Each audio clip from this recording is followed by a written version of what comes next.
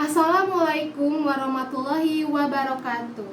Perkenalkan, saya Nisa Rizkia, Prodi Ilmu Komunikasi FISIP Unpas. Di sini saya ingin menyampaikan betapa pentingnya untuk memanusiakan manusia. Bapak, Ibu, dan saudara-saudara sekalian, apa yang terlintas di benak kalian apabila ada seseorang yang tidak kalian kenal dan tidak pernah bertemu dengan kalian, lantas mengeluarkan kalimat-kalimat memuji yang terasa berlebihan, bahkan sampai membicarakan lekuk tubuh kalian. Pelecehan di jalan atau pelecehan di ruang publik adalah pelecehan seksual berbasis gender dan termotivasi oleh hasrat si pelaku. Yang terjadi di ruang publik seperti di jalan, di pasar, transportasi umum, dan juga media sosial.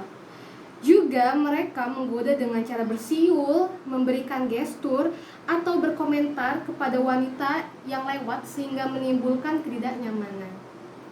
Parahnya, hal ini kadang dimaklumi karena dianggap candaan biasa.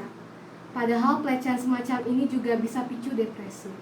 Apalagi kepada seseorang yang mengalami gangguan mental dan bisa merasa cepat tersinggung. Saya akan membicarakan fakta yang terjadi kepada korban.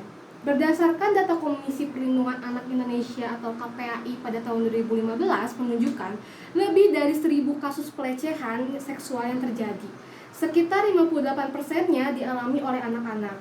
Dari sekian banyak kasus pelecehan seksual yang ada di negeri ini, sangat disayangkan masih sedikit orang yang melaporkannya. Banyak korban yang merasa takut bila hendak melawan pelaku, karena biasanya bila korban melawan akan terjadi kekerasan yang melibatkan terlukanya fisik sang korban.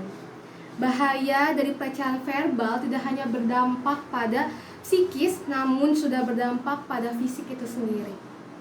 Pelecehan verbal memiliki dampak secara psikologis bagi yang mengalaminya.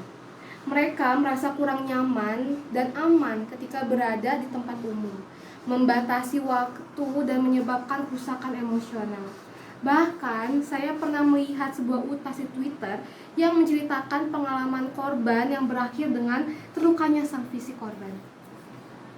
Di Indonesia, kasus seperti ini hampir setiap saat dirasakan oleh para pengguna tempat umum seperti transportasi publik, jalan raya, ataupun lingkungan kerja.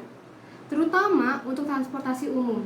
Pada tahun 2014, Jakarta ditempatkan sebagai urutan kelima yang memiliki transportasi umum paling berbahaya dari 15 kota besar di negara lainnya.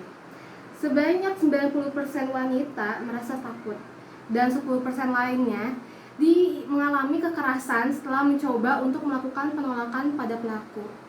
Tidaklah sulit membantu para korban keluar dari masa lalunya dan juga mudah sekali untuk memberikan edukasi kepada masyarakat awam mengenai pelecehan verbal ini. Dengan adanya pembekalan edukasi mengenai hal ini membantu para wanita untuk lebih percaya diri dan juga tidak lagi merasa khawatir setiap kali berpergian seorang diri. Semoga dengan ini kita semua bisa memahami dan juga mengurangi perbuatan tidak mengenakan ini. Bukalah pikiran kita dan juga kita harus saling menghargai. Kita harus perluas wawasan kita mengenai sopan santun agar kita bisa saling menghargai dan juga menjaga martabat setiap orang. Bila kita menghargai seseorang, maka orang lain pun akan balas menghargai kita. Sekian yang dapat saya sampaikan, semoga dapat menambah wawasan saudara-saudara sekalian. Kurang dan lebihnya mohon dimaafkan. Wabillahi taufiq wal hidayah. Wassalamualaikum warahmatullahi wabarakatuh.